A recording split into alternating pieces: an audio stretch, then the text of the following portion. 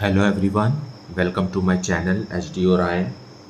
हम पढ़ रहे हैं accountancy for class 12 T S Grewal की टेक्स्ट बुक से 2022 edition, chapter 6 retirement of a partner. और इस वीडियो में हम पढ़ेंगे adjustment of capitals when total capital of the new firm is given. So let us see some questions from the text book. Let us see question number 44. On 31st March 2022, the balance sheet of A, B and C, who were sharing profits and losses in proportion to their capitals, stood as. Now यहाँ balance sheet दिया हुआ है. To the liability side, we have got creditors, bills payable and capitals of the partners. And to the asset side, we have got cash at bank, debtors less provision, stock, machinery and freehold premises. Now at the foot of the question, extra information में B retired on 1st April 2022 and following adjustments were agreed to determine the amount payable to B. Out of the amount of insurance premium debited to profit and loss account, rupees 1000 be carried forward as prepaid insurance. So ये क्या हुआ? ये increase in asset हुआ, prepaid insurance, fine. Then freehold premises be appreciated by 10%, again increase in asset. Then provision for doubtful debts is brought up to 5% on debtors, so ये increase in liabilities है. Machinery be reduced by 5%, that is decrease in asset. Then liability for workmen compensation to the extent of rupees 1500 would be created, so it is also increase in liabilities. Goodwill of the firm be fixed at rupees 18,000 and B's share of the same be adjusted into capital accounts of A and C, who will share future profits in the ratio of 3/4 and 1/4. Fine. So यहाँ new profit sharing ratio change हो जा रहा है. As a result, we will have to calculate gaining ratio for the treatment of goodwill. Total capital of the firm as newly constituted be fixed at rupees 60,000 between A and C in the proportion of 3/4 and 1/4 after passing entries in their account for adjustments, that is actual cash to be paid or to be brought in by continuing partners as the case may be. Now newly constituted firm का capital 60,000 fixed है, जो कि 3:1 में maintain किया जाएगा. और इसको maintain करने के लिए पार्टनर्स से कैश मंगाया जा सकता है या एक्सेस कैश पार्टनर्स विड्रॉ कर सकते हैं. B paid rupees 5,000 in cash and the balance be transferred to his loan account. Prepare capital accounts of partners and balance sheet of the firm of A and C. So हमें यहाँ revaluation account भी बनाना होगा, क्योंकि उसके बिना partners capital account में information कम हो जाएगा. Fine. So let us see the solution with detailed explanation. So solution 44. First we will prepare revaluation account in the books of the firm. So prepaid insurance is increasing. As we know that revaluation account में increase in asset या decrease in liabilities को हम credit में लिखते हैं, और decrease in asset and increase in liabilities are to be on the debit side. Fine. So prepaid insurance. So by prepaid insurance 1,000 rupees का insurance हमें next year के लिए कैरी फॉरवर्ड करना है, और फ्री होल्ड प्रीमाइसेस का value भी बढ़ रहा है.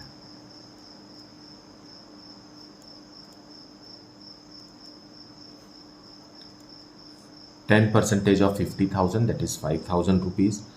And provision for doubtful debts भी हमें इंक्रीज करना है.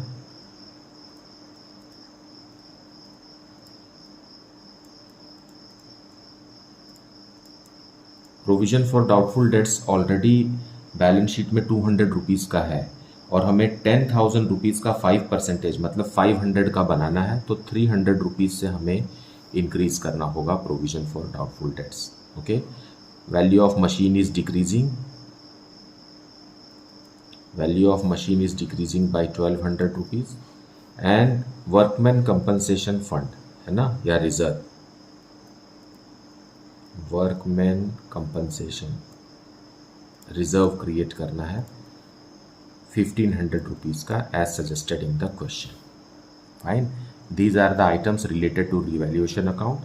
Now we can see credit side is more, so we will get a credit balance here, and that is profit on revaluation 3000 rupees, which will be paid to the partners. Profit on revaluation in their capital ratio. Capital ratio क्या है? देखिए इनका capital balance sheet में दिया हुआ है 45,000 is to 30,000 is to 15,000. Now if you reduce it to simple ratio, you will get 3 is to 2 is to 1. So this is their capital ratio, और इसी कैपिटल रेशियो में हमें इस प्रॉफिट को बांटना है. फाइन, क्योंकि इनका profit sharing ratio capital ratio ही है.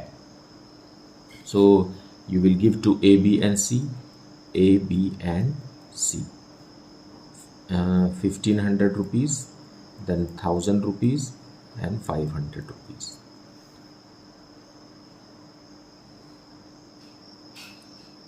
So here is partners capital account by balance brought down. जो बैलेंस शीट में बैलेंस दिया हुआ है कैपिटल का वो हम लिखेंगे 45,000, then 30,000 and 15,000. Who is the partner who is retiring? B is the partner. Fine. So हमें B को ही रिटायर करना है, और कोई रिजर्व या ऐसा कोई भी आइटम नहीं है बैलेंस शीट में जिसे हम यहाँ डिस्ट्रीब्यूट करें पार्टनर्स को. सो बाय रिवैल्यूएशन अकाउंट दे देते हैं.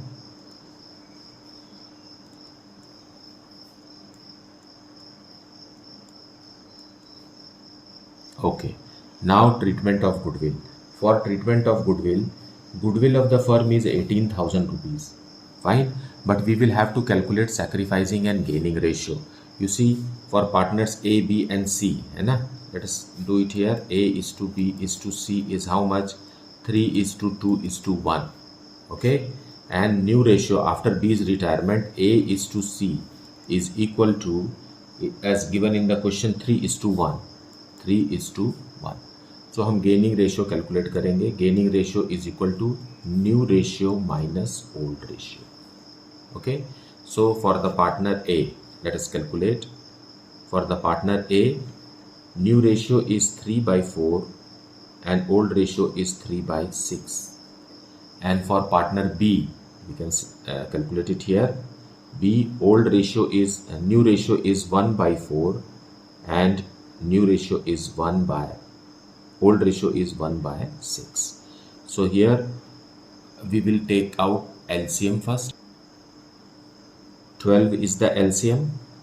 Okay, so 9 minus 6, that is equal to 3/12. Okay, and here LCM is again 12. So 3 minus 2, that is equal to 1/12. So what is the gaining ratio? Gaining ratio is 3 is to 1. Fine, we get 3 is to 1. वैसे भी देखिए कि यहाँ B retire हो गया है और इनका न्यू रेशियो बनना चाहिए था 3 is to 1, और न्यू रेशियो है भी 3 is to 1. सो अगर आप नहीं भी कैलकुलेट करते तो आपका न्यू रेशियो ही गेनिंग रेशियो होता. But here I have shown you that how every time when the new ratio of continuing partner does not change, it remains the same, then the new ratio can be your gaining ratio. Fine, even if you calculate you will get the same new ratio as your gaining ratio. So let us treat it by A's capital account. B को उसका portion of goodwill कौन देगा? A और C देंगे, gaining ratio में देंगे. सो A से आएगा पैसा और C से भी आएगा पैसा. सो इनके कैपिटल अकाउंट्स को हम लेस करेंगे और B को बढ़ा देंगे. Okay, so what will be the amount of premium? 18,000 rupees is the total goodwill of the firm, और B का जो पोर्शन है वो है 2/6. So it is how much? 1/3. So 6,000 rupees is the portion of goodwill to B, which will be borne by the partners in the ratio 3 is to 1. So जब हम 6000 को 3:1 में ब्रेक करते हैं then we get 4500 from A and 1500 from C. Okay, so हम यहाँ से कम कर देंगे, 20 कैपिटल अकाउंट में भेज देते हैं, है ना। ये यहाँ इनको मिल गया है, अब यहाँ से हम इसे कम कर रहे हैं, 4500 ए में से कम कर दो और 1500 रुपीज़ सी में से। Okay, now this was the treatment of goodwill, but in point G it is written that total capital of the new firm is 60,000 rupees. Okay, so to balance close down, I am writing a little. Okay, 60,000 rupees, and this 60,000 is to be maintained by the continuing partner A and C in their profit sharing ratio. You see, 3:1. So अब इसको हम 3:1 में maintain करेंगे 60,000 को, तो their closing balance will be 45,000 for the first partner and 15,000 for the second partner. ठीक है, ये तो हो गया ए और बी का, ए और सी का, कंटिन्यूइंग पार्टनर्स का। But how about B? B के बारे में लिखा हुआ है क्वेश्चन में, पॉइंट जी में नहीं, पॉइंट एच में लिखा हुआ है कि कैश देंगे हम 5,000 rupees. Okay, so to cash या टू बैंक लिख सकते हैं, कैश और बैंक, क्योंकि बैंक से ही पैसा निकाल कर आपको देना पड़ेगा। 5,000 रुपीज़ दे दीजिए और बाकी का जो है वो लोन अकाउंट में ट्रांसफर कर दीजिए। So when we will balance B, here we will receive the balancing amount and it is transferred to loan. So let us close B first. So here credit side is more and grand total here is 37,000। Now 37,000 B का बनता था, उसमें से 5,000 हमने cash दे दिया, तो loan में कितना आ गया? 32,000 रुपीज़ बी को फ्यूचर में फर्म पे करेगी। ओके, अब ए और सी को देखते हैं। तो ए और सी का क्लोजिंग बैलेंस तो पहले से ही क्वेश्चन में हमें सजेस्टेड है और इसे हमने 3:1 में ब्रेक कर दिया है, और ए का डेबिट साइड ज़्यादा है, ए और सी दोनों का ही डेबिट साइड ज़्यादा है। So grand total here is 49,500, यहाँ भी 49,500। So there will be a balancing amount here, है ना, 3,000 रुपीज़ और लगाना पड़ेगा। उसी तरीके से सी का 16,500 टोटल है और 1,000 रुपीज़ का बैलेंसिंग अमाउंट, मतलब डेबिट बैलेंस आ रहा है। तो इसे हमें क्या बाय बैंक लिखना है, क्योंकि क्वेश्चन में साफ साफ लिखा हुआ है टू बी ब्रॉट इन और टू बी विड्रॉन। सो क्योंकि ये क्रेडिट साइड आ रहा है, मतलब 45,000 रुपीज़ का क्लोजिंग बैलेंस मेंटेन करने के लिए ए को 3,000 रुपीज़ और कैश में लाना पड़ेगा, तब जा करके ये 45,000 होगा। So A is also bringing and C is also bringing, so this will increase the cash in the balance sheet, है ना, and this amount will decrease the bank balance in the balance sheet. So now let us see the balance sheet. To the liabilities side हम लिखेंगे capital of continuing partners, that is A and C. वो तो question में ही दिया हुआ था, जिसे हमने 3:1 में ब्रेक किया था। 60,000 rupees is the new capital of the firm. Then creditors, no change in creditors, 10,800 rupees, same as before. Bill payables 5,000 rupees. Then B's loan we are having, retired partner B's loan जो देना अभी भी बचा है firm को 32,000 rupees का, and workman compensation reserve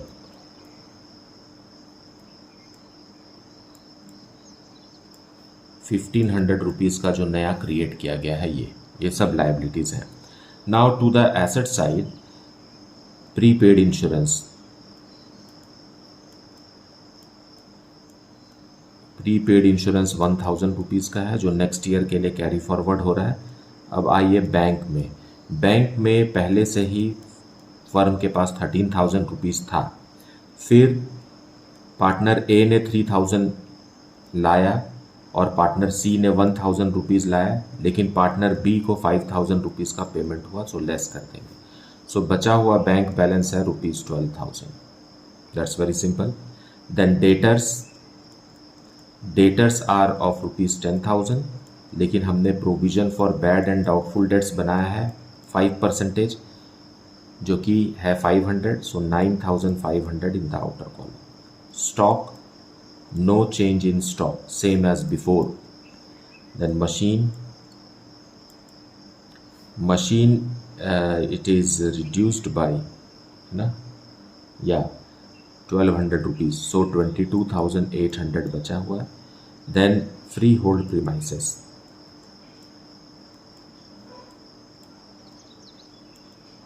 has increased by 5,000, so it is 55,000 now, and grand total is 1,09,300.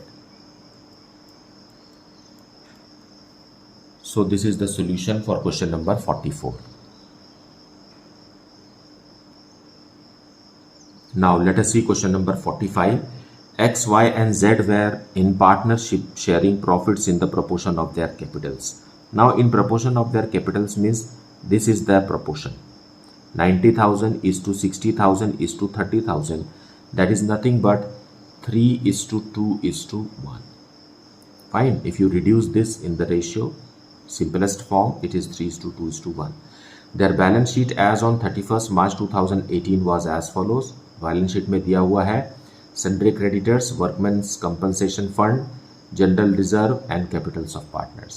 और उसी तरीके से एसेट्स में दिया हुआ है cash, debtors less provision, stock, machinery and building. अब आगे लिखा हुआ है on the above that why retired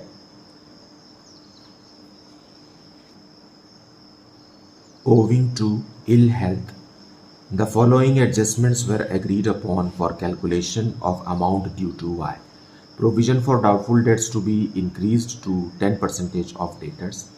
Goodwill of the firm be valued at ₹36,000 and be adjusted into capital accounts of X and Z, who will share future profits in future in the ratio of 3:1. Fine. So there is no change in the profit sharing ratio of continuing partner. पहले भी X और Z का 3:1 था, अभी भी 3:1 है. So this will be our gaining ratio as well for treatment of goodwill. Okay. Included in the value of sundry creditors was ₹2,500 for an outstanding legal claim which will not arise. X and Z also decide that the total capital of the new firm be ₹1,20,000 in their profit sharing ratio, that is 3:1. Actual cash to be brought in or to be paid off as the case may be.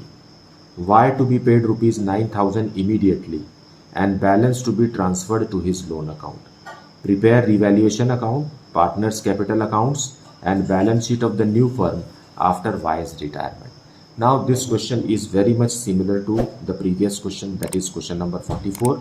Only the figures have changed. Fine, but the logic and understanding and making of the solution will remain the same. Okay, so let us see the solution. So solution 45 we will see. First we will prepare revaluation account. Okay, so question में जैसा कि लिखा हुआ है कि provision for bad and doubtful debts को हमें 10% बनाना है. So to provision for doubtful dates.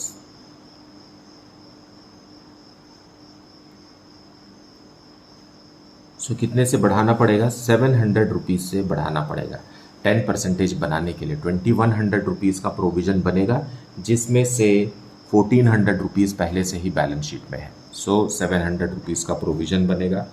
और उसी तरीके से क्रेडिटर्स डिक्रीज हो रहे हैं. So by creditors are decreasing by 2,500. हमें पता है कि इंक्रीज इन एसेट और डिक्रीज इन लाइबिलिटीज़ को हमें क्रेडिट साइड लिखना है. So creditors are decreasing, so we have put it on the credit side. Whereas decrease in asset और इंक्रीज इन लाइबिलिटीज़ में लाइबिलिटीज़ इंक्रीज हो रही है, इसलिए हम इसे डेबिट में लिखे हैं. Now that is all for revaluation account. Balancing amount आ गया है ₹1,800 का, और ये प्रॉफिट है. So to profit and it will be paid to the partners in their profit sharing ratio, which is capital ratio. What is capital ratio? Capital as suggested in the question is 90,000 is to 60,000 is to 30,000. इसको हम simple form में reduce करेंगे तो ये आएगा 3:2:1. Okay, so this profit will be given in this ratio to partners X, Y and Z. So 900, 600 and 300. अब यहीं आप समझिए ये किसका है. This is for X:Y:Z. इनका ओल्ड रेशियो है 3:2:1. नाउ अब X:Z, क्योंकि Y चला जा रहा है, Y is the retiring partner, new ratio is again 3:1. तो देखिए Y के चले जाने के बाद न्यू रेशियो जो है X और Z का ये चेंज नहीं हुआ है. पहले भी 3:1 था, अभी भी 3:1 है. तो अब ये हमारा न्यू रेशियो है and new ratio will be our gaining ratio for the treatment of goodwill. Okay, in partners capital account सबसे पहले हम बाय बैलेंस ब्रॉट डाउन लिखेंगे, जो कि बैलेंस शीट में हमें दिया हुआ है 90,000 rupees, 60,000 rupees and 30,000 rupees. And Y is the partner who is retiring.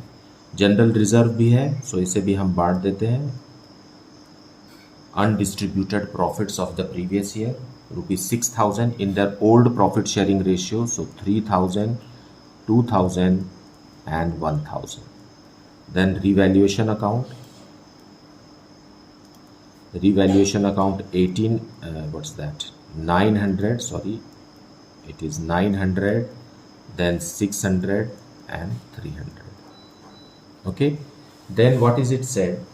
It is said in the question that treatment of goodwill is to be done, and goodwill of the capital goodwill of the firm is 36,000, which will be contributed by X and Z.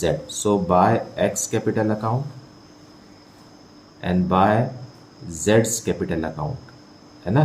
अब goodwill कितना होगा इसका? Goodwill Y's goodwill is equal to 36,000 into 2/6. That is equal to 12,000 rupees. Okay, 1/3 it is. So when broken in the ratio, gaining ratio is how much? 3:1. So 9,000 rupees will be contributed by X and 3,000 will be contributed by Z. So हम यहाँ से कम कर देते हैं. To Y's capital account भेज दीजिए. X में से 9,000 रुपीज़ और Z में से 3,000 रुपीज़ हमने यहाँ से ट्रांसफ़र करके इनको दे दिया. Now what more the question says that the new capital it will be 1,20,000 of the new firm. Fine. So to balance close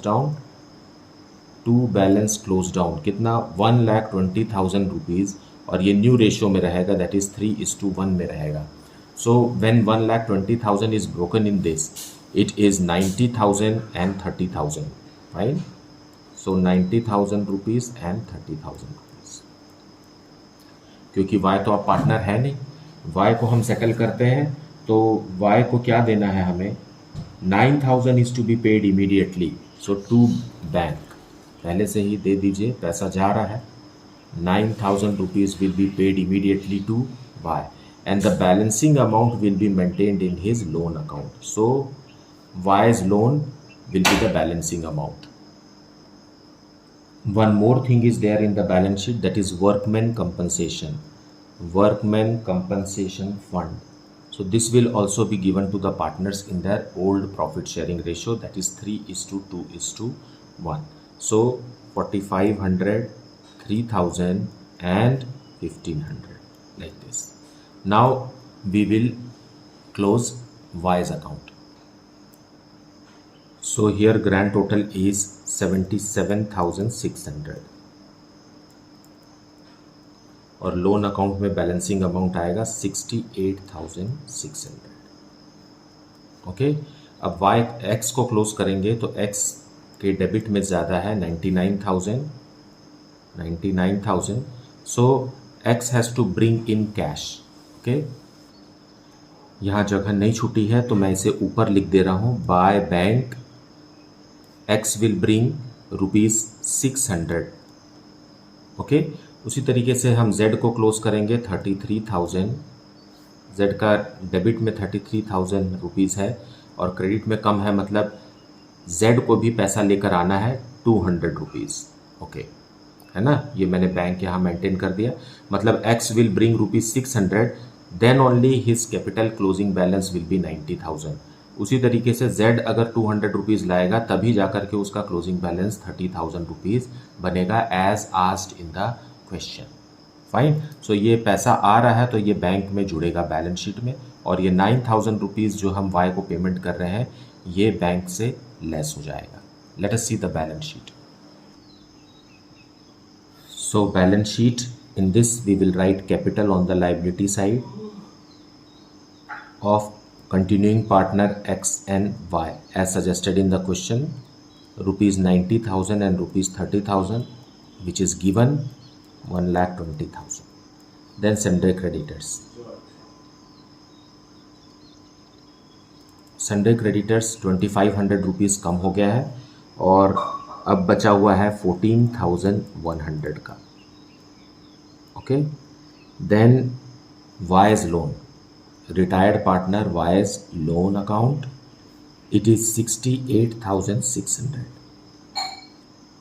अब एसेट साइड हमारे पास कैश और बैंक दोनों को एक साथ लिख रहे हैं। 15,000 रुपीज़ पहले से ही था फर्म के पास, जिसमें से 9,000 रुपीज़ हमने रिटायरिंग पार्टनर वाई को दे दिया, जेड, अच्छा ये तो जेड है, वाई को दे दिया, और पार्टनर एक्स 600 रुपीज़ और पार्टनर जेड 200 रुपीज़ कैश लेकर आए हैं। So now new cash and bank balance is ₹6,800 remaining. Fine, debtors 21,000 के हैं, इसमें से provision for bad and doubtful debts 2,100 का लेस करेंगे, बचेगा 18,900 rupees. Then stock, no change in stock 19,000 rupees. Then machinery, no change in machinery 58,000 rupees. Then building